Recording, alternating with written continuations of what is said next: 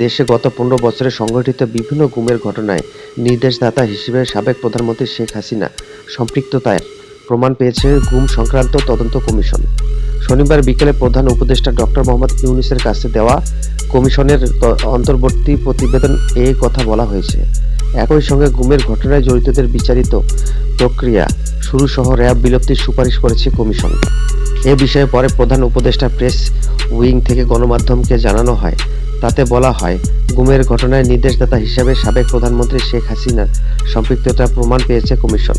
এছাড়া হাসিনা প্রশাসনের বেশ কয়েকজন ঊর্ধ্বতন কর্মকর্তার গুমের ঘটনায় সম্পৃক্ততা পাওয়া গেছে, যাদের মধ্যে রয়েছে সাবেক প্রধানমন্ত্রীর প্রতিরক্ষা বিষয়ক উপদেষ্টা major general Tariq Ahmed Siddique, national telecommunication monitoring সেন্টারের সাবেক মহাপরিচালক মেজর জেনারেল জিয়াউল আহসান এবং পুলিশ কর্মকর্তা মোহাম্মদ মনিরুল ইসলাম ও মোহাম্মদ হারুনার রশিদ।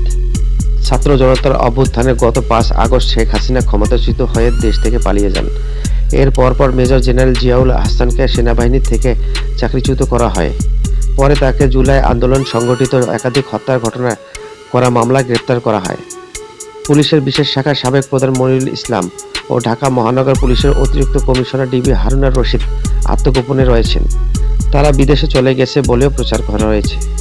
প্রধান উপদেষ্টা প্রেস উইং থেকে দেওয়া বিজ্ঞপ্তিতে বলা হয়, কমিশনের প্রধান বিচারপতি মঈনুল ইসলাম চৌধুরী জানান, গুমের সঙ্গে জড়িত কর্মকর্তারা কাজটি এমনভাবে করেছে যাতে এগুলো শনাক্ত করা কঠিন হয়ে যায়। বিভিন্ন বাহিনীর নিজেদের মধ্যে ভিকটিম তুলে নেওয়ার ব্যক্তি বিনিময় করেছেন এবং পরিকল্পনা ভিন্ন ভিন্নভাবে বাস্তবায়ন করেছেন। তিনি আরও জানান, গুমের শিকার অনেকে এখনও শঙ্কামুক্ত হতে পারছেন না। তাদের ওপর এতটাই ভয়াবহ নির্যাতন চালানো হয়েছিল যে তারা এখনও স্ট্রমায় ভুগছে। প্রধান উপদেষ্টা তার সর্বশেষ বক্তব্যে গুমের শিকার ব্যক্তিদের সুরক্ষা ও সঠিক বিচারের আশ্বাস দেওয়ার পর রিপোর্টের সংখ্যা অনেক বেড়েছে। উল্লেখ করে কমিশনের সদস্যরা অধ্যাপক ইউনূসকে আয়নাঘর পরিদর্শনের অনুরোধ জানান। তারা বলেন, আপনি আয়নাঘর পরিদর্শন করলে ভিকটিমরা অভয় পেতে পারেন।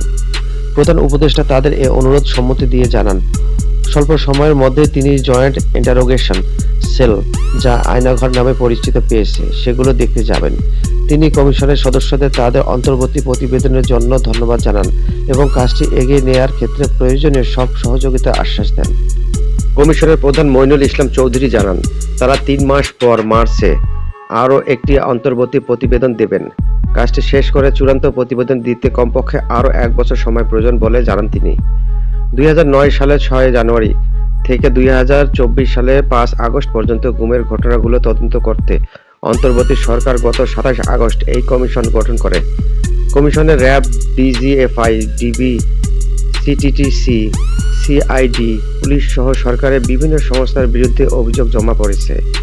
সংশ্লিষ্ট একটি সূত্র জানিয়েছে, কমিশন এখন পর্যন্ত যে ৭৫৮ জনের অভিযোগ যাচাই বাছাই করছে, তার মধ্যে ৭৩% ভুক্তভোগী ফিরে এসেছে। বাকি ২৭% এখনও নিখোঁজ রয়েছে।